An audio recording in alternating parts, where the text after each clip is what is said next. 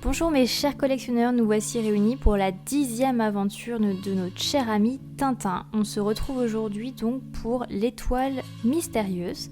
Pour ceux qui ne me connaissent pas, je suis les trésors d'une collectionneuse. Je vous propose ici des vidéos sur les bandes dessinées Tintin. Je vous détaille chaque aventure. Je vous montre également les figurines qui sont relatives à chaque bande dessinée. Vous pouvez aussi me retrouver sur Instagram et sur TikTok pour encore plus d'informations pour collectionneurs.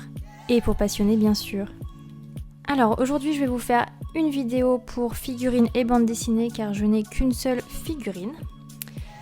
Les bandes dessinées que je vous propose ici, donc ici j'en ai deux à dos rouge, une B12 et une B13 et ici une B35 avec un dos jaune imprimé. Et vous pouvez bien évidemment retrouver ces trois bandes dessinées à collectionner sur ma page de vente. N'hésitez pas à me demander le lien si vous ne le trouvez pas sur mon Instagram. Petit rappel aussi pour ceux qui n'ont pas vu la vidéo précédente. Donc la vidéo précédente, on était dans l'aventure Tintin et le crabe aux pinces d'or. Et donc Tintin rencontre le capitaine Haddock dans cette bande dessinée là. Donc on va le retrouver ici également dans l'étoile mystérieuse pour la première fois dans une nouvelle aventure avec Tintin. Cette aventure est la 10e écrite par Hergé. Donc pour resituer un petit peu le contexte, en fait Tintin va être à bord d'un navire avec le capitaine Haddock bien évidemment. Et plusieurs savants européens et ils partent sur l'océan Arctique où se serait écrasée une aérolite contenant un métal inconnu. Mais forcément, vous commencez à connaître un petit peu Tintin, il y a forcément une bande rivale qui a également entendu parler de cette découverte et qui va également partir à la recherche de ce métal inconnu. Donc cette aventure, c'est encore une fois, mais vraiment encore plus ici, une aventure style course contre la montre. Vous allez voir. Et juste petite info, donc vous savez que je vous parle assez souvent donc des couvertures. Cet album-là, c'est le premier album qui est paru entièrement en quadrichromie, c'est-à-dire qu'il n'est pas paru en noir et blanc. Les premières éditions commencent, donc c'est celle-ci en fait. Celle-ci, c'est les premières éditions en dos rouge. Donc comme à chaque fois c'est parti, on va voir un petit peu plus en détail toutes les pages de cette aventure ensemble.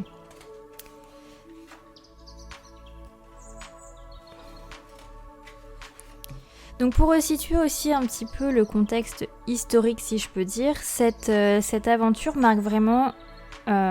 Hergé a voulu montrer la rivalité en termes de progrès scientifique. Ça a toujours été d'actualité, mais ici il le démontre et ça va être une rivalité entre l'Europe et les États-Unis ici. Et donc vous allez voir, cette lutte est vraiment mise en avant ici à travers la course-poursuite, la course contre la montre si je peux dire comme j'ai dit précédemment, qui va être vraiment mise en exergue ici avec une course entre deux navires qui vont vraiment au même point et au final c'est le premier qui arrive qui aura la main mise sur cette nouvelle découverte scientifique. Donc tout commence en fait par un soir d'été où la température est vraiment très très chaude. Tintin se pose la question de qu'est-ce qui peut se passer. On rencontre tout de suite un certain professeur qui est forcément donc astronome. Ces images sur le télescope, cette bande dessinée, les images sont vraiment extraordinaires. Donc Tintin qui ne peut pas s'empêcher de fouiner partout où il passe, forcément s'insère dans l'appartement de ce scientifique pour savoir un petit peu ce qui se passe. Et donc là, eh bien, le scientifique lui annonce que voilà, il y a une grosse boule de feu dans son télescope, on ne sait pas ce que c'est, mais ça arrive direct sur la Terre. Donc forcément ce phénomène de réchauffement climatique, on parle déjà d'ailleurs dans cette bande dessinée là de réchauffement climatique puisque c'est ce que crée cet astéroïde qui arrive direction la Terre. Et donc ça crée plein de phénomènes comme par exemple voilà, tous les rats qui fuient les égouts, les gens qui sont dans la rue, qui voilà, personne ne comprend pourquoi il fait si chaud. Petit focus sur cette planche-ci, je vous la mets un peu plus gros. C'est une des premières fois qu'on voit avec autant de détails l'intérieur de l'appartement de Tintin. Donc on pourra remarquer que au niveau de son entrée, sur la gauche, il a un fauteuil plus que confortable. Au centre, il a une table basse. Et au mur, il a des gravures encadrées. Au plafond, un lustre doré. Et malheureusement, eh bien, ce tremblement de terre fait tout exploser chez lui. Et donc apparemment, l'adresse de Tintin, ce serait le 26 rue du Labrador. Voilà, petite info comme ça. Donc pour vous parler un petit peu plus aussi donc, de ce scientifique, donc de cet astronome plutôt, donc c'est un homme de science. C'est le premier d'ailleurs homme de science à être apparu dans les aventures de Tintin. Il y en aura d'autres par la suite, mais c'est la première aventure où on nous parle de science. Donc il se nomme Hippolyte Calice. Et c'est vraiment un personnage qui apparemment n'a aucune fantaisie, à part qu'il aime les caramels mous. Et Hergé aime bien insérer des détails saugrenus comme ça sur ses personnages, donc c'est toujours marrant. Donc là, Tintin est quand même de mèche avec Hippolyte pour essayer de résoudre ce mystère. Et donc Hippolyte veut vraiment aller découvrir, une fois que l'astéroïde est tombé sur Terre, il a envie d'aller découvrir ce que contient cet astéroïde. Donc il veut monter une expédition et pour cela il demande de l'aide à Tintin, qui va lui-même demander de l'aide forcément au capitaine Haddock, puisqu'il a besoin de quelqu'un pour conduire le bateau. Et donc là vous avez toutes les personnes qui feront partie de l'expédition, donc entre scientifiques, reporters et marins. C'est une équipe assez diverse. Et donc voilà, vous notez que l'on retrouve enfin notre cher capitaine Haddock. Et rappelez-vous, donc dans l'épisode précédent, si vous ne l'avez pas vu, vraiment allez voir ma vidéo précédente, on aborde déjà le sujet de l'alcoolisme, donc avec le capitaine Haddock. Et cela va être assez récurrent dans chacune des aventures. Ici c'est assez drôle, puisque le capitaine Haddock a fait vœu, ou a promis en tout cas d'arrêter, puisqu'il sait que c'est forcément mauvais pour sa santé. Et puis là surtout il part en expédition, donc il ne peut pas être... il a besoin d'être à 100% présent, donc il avait promis de ne pas boire. Hélas, voilà, ça va pas être le cas. Et donc en fait ici Hergé traite vraiment avec beaucoup d'humour en fait ce problème de l'alcoolisme. Voilà, il le dédramatise parce qu'en fait oui, le capitaine Haddock adore le whisky et en fait il va pas pouvoir s'en passer.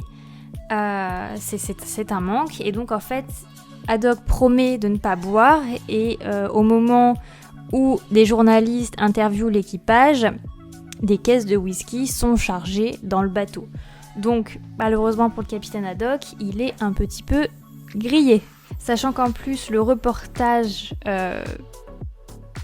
les personnes qui interviewent le capitaine Haddock, voilà, point d'humour qui va jusqu'au bout, il y a présent dans la foule les délégués de la Ligue des marins anti-alcooliques. Voilà, donc il y a un petit souci. Donc les voici partis en mer. Rien ne se passe comme prévu, bien évidemment. La mer est très agitée. On remarquera, alors on l'a pas encore trop vu, mais on va le voir dans les BD d'après. Hergé a quand même un goût pour le cinéma. J'avais parlé dans l'une des vidéos précédentes qu'il avait fait un petit peu un parallèle avec Hitchcock. N'hésitez pas à aller voir mes précédentes vidéos pour voir de quelle BD je parle. Et donc ici, on a vraiment un découpage qui fait vraiment très cinéma, découpé en petites vignettes pour montrer en fait l'évolution tout simplement.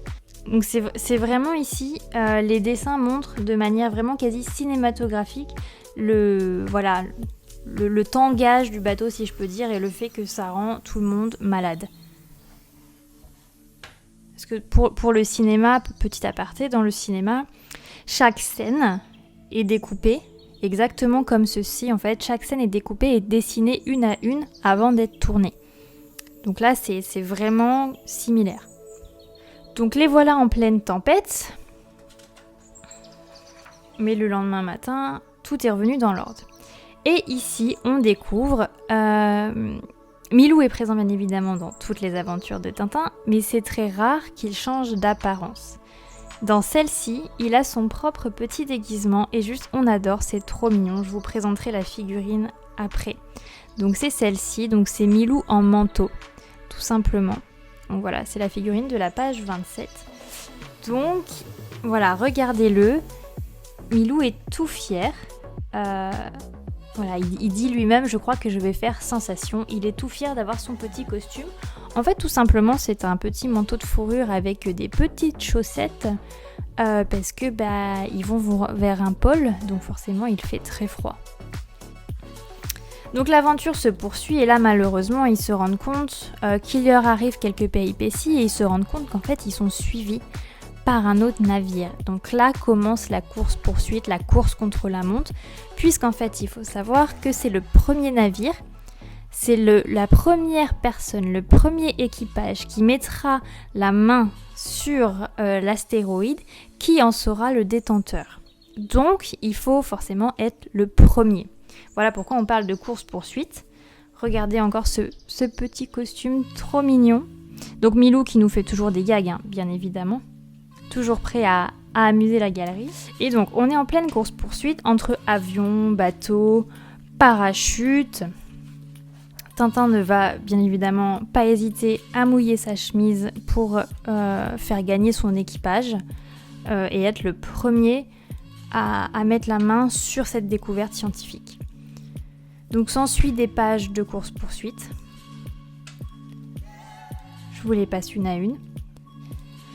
Petit point collectionneur aussi, je vais m'arrêter donc sur cette image donc de la page 45 ou même sur celle-ci de la page 47 où on voit que le drapeau est ici de couleur rouge. Donc c'est à ça que vous pouvez reconnaître que votre bande dessinée a de la valeur, c'est-à-dire qu'elle va être plus ancienne puisque dans les versions d'après, donc moi je n'en ai pas, là mes 3 BD donc sont anciennes. Donc on se drapeau rouge, mais dans les éditions plus récentes, à partir de B40 je crois, le drapeau change de couleur, donc la BD a beaucoup moins de valeur. Voilà, petite info. Donc là on est toujours dans cette course-poursuite pour savoir qui arrivera le premier. Et là, Tintin fait un plongeon, et voilà. Victoire, c'est lui qui a planté le premier son drapeau sur l'île, donc c'est lui qui a le privilège de découvrir cette île et tout ce qui s'y passe. Donc là il va se passer des choses quand même étranges. Tout d'un coup Tintin s'aperçoit que des champignons se mettent à pousser, mais de façon incompréhensible. Il dit même à un moment que c'est de la sorcellerie. Sauf que voilà, ça pop de partout, si bien qu'au bout d'un moment il a failli se faire assommer par des pommes géantes. Donc voilà, qu'est-ce qui se passe sur cette île? Quel est ce mystère? Tintin se retrouve même prisonnier, confronté à de gigantesques araignées. Donc c'est incroyable. Il a forcément besoin d'aide. Donc un aviateur va venir à sa rescousse pour venir l'aider. Donc Tintin sauve d'abord son petit chien Milou, comme on voit ici. Mais lui, bien évidemment, il a le goût de l'aventure, donc il va vouloir repartir pour achever cette mission scientifique, ne pas revenir les mains vides. Donc qu'est-ce qu'il ramène à notre cher Hippolyte? Eh bien tout simplement un champignon pour que celui-ci puisse l'étudier. Voilà, donc là à la fin forcément nous avons des bulles sur la réussite de l'équipe et sur l'échec des autres équipes forcément. Voilà pour cette aventure-ci. Je vous présente maintenant la figurine qui va avec, donc forcément notre petit Milou en manteau. Donc voilà, je vous l'avais déjà montré mais je vous la remonte un petit peu plus en détail. Juste, il est trop mignon avec son petit nœud rose. Voilà, et comme c'est dit dans la BD, il est vraiment très fier. Donc comme à chaque fois, nous avons le petit passeport. Milou est bien présent dans chaque aventure de Tintin. Et nous avons la phrascule qui est « J'aimerais bien, moi, que tu m'enlèves mes beaux atours, puisqu'à un moment, il va avoir trop chaud, Milou. » Et nous avons aussi donc le petit livret, comme à chaque fois, avec l'explication sur la conception de la figurine en 3D. le personnage vraiment de Milou qui vous sera expliqué, l'aventure qui vous sera encore plus expliquée. Wow, notre cher petit Milou et ses gags, donc voilà, donc là-dedans il vous explique un petit peu, voilà, Milou en quoi il est juste super drôle et pourquoi on l'adore autant. Hergé dans le texte, surtout la séquence commentée.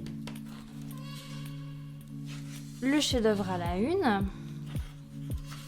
Et le saviez-vous ? Donc ici, le saviez-vous sera en rapport avec de la politique. Je ne vous en dis pas plus pour que vous puissiez le lire par vous-même. Donc juste un petit mot sur Milou. Sa bravoure et son audace sont légendaires. Sa gourmandise et son impertinence, ses bêtises lui attirent une sympathie complaisante. Mais lorsque Milou se pavane, l'air détaché et conquérant aux côtés de Tintin, dans son manteau fourré coiffé d'un bonnet de laine noire fermé par un nœud rose, qui tranche à merveille sur son pelage blanc, il affiche la fière indépendance de son caractère et une distinction de dandy qui ferait pâlir d'envie les fox terriers de la terre entière. J'adore ce petit mot sur Milou. Voilà, donc c'en est fini pour cette aventure de l'étoile mystérieuse. On se retrouve dans la prochaine vidéo avec une aventure majeure. Je pense, j'aurais envie de dire, la plus connue de Tintin. Ce sera Tintin et le secret de la licorne. Enfin, mes chers collectionneurs, on y est. Tintin et le secret de la licorne, donc j'ai très hâte de vous retrouver pour cette vidéo. Encore une fois, n'hésitez pas à me poser toutes vos questions en commentaire et surtout à vous abonner pour ne pas louper les prochaines vidéos. Retrouvez-moi aussi sur Instagram et sur TikTok. À très vite!